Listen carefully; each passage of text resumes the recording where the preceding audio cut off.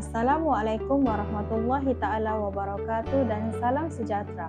Hari ini saya akan membentangkan tentang subjek HDPS 1203 pengurusan tingkah laku kanak-kanak. 1.2 yaitu pengenalan topik bagi definisi bully. Bully merupakan satu tingkah laku agresif yang berlaku secara berulang kali dan bertujuan untuk menyakiti seseorang. Tindakan bully juga kebiasaannya dilakukan secara berulang kali di mana ianya melibatkan ketidakseimbangan kuasa antara pembuli dan juga mangsa bully. Pembuli lebih merasa lebih kuat berbanding daripada mangsa bully.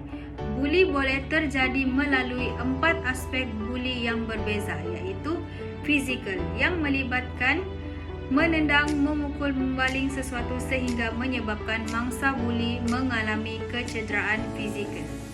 Manakala bagi bully verbal pula, ianya perbuatan seperti mengugut, menghina dan mengeluarkan kata-kata kasar. Jenis bully yang seterusnya pula ialah melalui psikologi seperti mengejek dan mengeluarkan kata-kata kasar. Manakala jenis bully yang terakhir pula ialah seperti bully cyber yang merupakan berunsur seksual yang berlaku melalui teknologi digital seperti menghantar mesej yang berunsur seksual dan juga mengugut dan sebagainya. 1.3 yaitu faktor yang boleh menyumbang kepada tingkah laku bully. Faktor yang pertama ialah kesan persekitaran sosial. Tingkah laku kanak-kanak boleh dipengaruhi oleh keluarga, rakan dan juga sekolah mereka. Sebagai contoh, apabila seorang kanak-kanak itu menyaksikan ayahnya memukul dan menegur ibunya ketika berada di rumah dan menggunakan kekerasan untuk menyelesaikan pertikaian tersebut, kanak-kanak akan mengikuti tingkah laku tersebut dan mencuba untuk melakukannya kepada rakan-rakan yang berada di sekolah.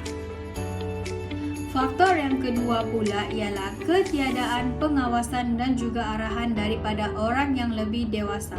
Tingkah laku bully boleh timbul apabila orang dewasa tidak mengawasi kanak-kanak tersebut, sama ada di rumah ataupun di sekolah. Tanpa pengawasan dan juga penjagaan yang mencukupi, kanak-kanak boleh berasa tidak takut untuk bertindak tanpa bimbang kesan yang akan dihadapi. Sebagai contoh, apabila kanak-kanak berada di taman permainan, sekumpulan kanak-kanak kerap bermain tanpa pengawasan. Tanpa pengawasan orang dewasa, mereka boleh terlibat dalam tingkah laku bully, seperti mengejek atau menjauhi rakan mereka. Mereka tidak berfikir bahawa tindakan mereka itu adalah tidak wajar, sedangkan tiada siapa yang melihat tingkah laku mereka. Seterusnya, kita akan beralih kepada tindakan untuk mengatasi tingkah laku bully. Yang pertama ialah menggunakan cerita untuk mengajar tentang sikap empati. Untuk menangani bully adalah penting untuk mengajar sikap empati. Kanak-kanak boleh belajar mengenal pasti dan memahami emosi orang lain dengan mempelajari buku cerita yang berkaitan dengan isu perasaan. Guru mungkin boleh memilih cerita yang menggambarkan cara orang lain boleh menyokong seseorang dalam keadaan di mana mereka berasa tertekan atau diketepikan. Selepas menamatkan buku bacaan seperti The Rainbow Fish, guru boleh mengemukakan soalan seperti bagaimanakah perasaan ikan pelangi apabila ia tidak mempunyai kawan kepada para pelajar, lalu bertanya apakah yang boleh kita lakukan untuk membantu rakan yang berasa sedih. Dengan menggunakan buku seperti ini, ianya boleh membantu kanak-kanak supaya lebih bersikap baik kepada rakan-rakan dan menjauhi bully. Tindakan yang kedua pula ialah memotivasikan kanak-kanak untuk melapor kesalahan kepada guru. Untuk menangani isu ini, kaedah untuk melaporkan tingkah laku bully ini mesti diwujudkan. Untuk kanak-kanak melaporkan kejadian tanpa rasa takut, mereka mesti berasa selamat dan juga guru boleh mengambil langkah yang sesuai untuk mengatasi isu ini.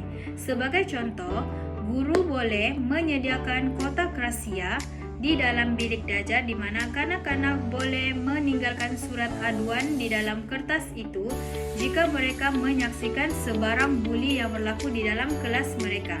Nama tidak perlu disertakan di dalam nota dan guru akan membincangkan isu yang telah dilaporkan di dalam kelas dan menandakan siapa yang melaporkannya. Oleh itu, kanak-kanak akan berasa lebih takut untuk melakukan tingkah laku buli semasa berada di sekolah dan juga di luar sekolah. Bagi kesimpulan pula, terdapat 3 aspek yang perlu diutamakan dan juga perlu dititik beratkan oleh setiap guru, ibu bapa dan juga rakan-rakan sekalian. Yaitu yang pertama, pendidikan awal. Pendidikan awal sangat memainkan peranan yang penting dalam membentuk kepribadian dan juga tingkah laku kanak-kanak.